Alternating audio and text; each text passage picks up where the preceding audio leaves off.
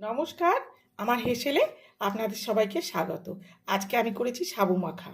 সামনে নীল ষষ্ঠী আছে, সেদিন আপনারা করে খেতে পারবেন। তো কিভাবে করছি, নানা রকম ফল তো দেবেনই, নারকোলটা কিন্তু অবশ্যই দেবেন। আর কিভাবে করছি চলুন তাহলে দেখে নেবেন, চলুন।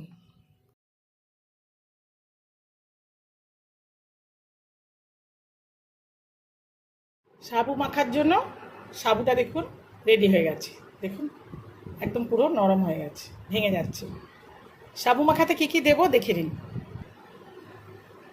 কাজু বাদাম আছে, কিশমিশ আছে, একটু আমসত্ত্ব আছে, কমলা লেবু, কলা, বেদানা, আপেল, একটু পেয়ারা, একটু শসা, এটা একটু পেঁপে আর আঙুর। এগুলো দিয়ে আমি সাবু মাখবো, কিন্তু আপনাদের যা ফল থাকবে আপনারা তাই দিয়েই মাখবেন। এইগুলো যে দিতে হবে এমন কোনো কথা নেই। তাহলে সাবুটা মেখে নিই, চলুন।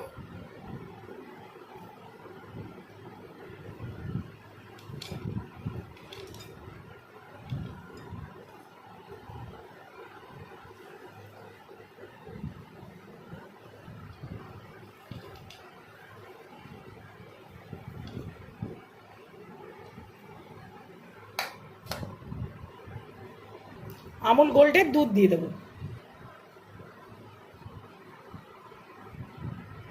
2-3 চামচে মতো পাউডার দুধ দিয়ে দেবো। এবারে এটা ভালো করে মেখে নেব।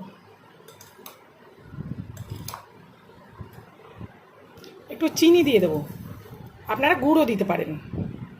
সাবু মাখা হয়ে গেছে, ওপর থেকে একটু সাজিয়ে দিই, একটু নারকোল দিয়ে দেবো।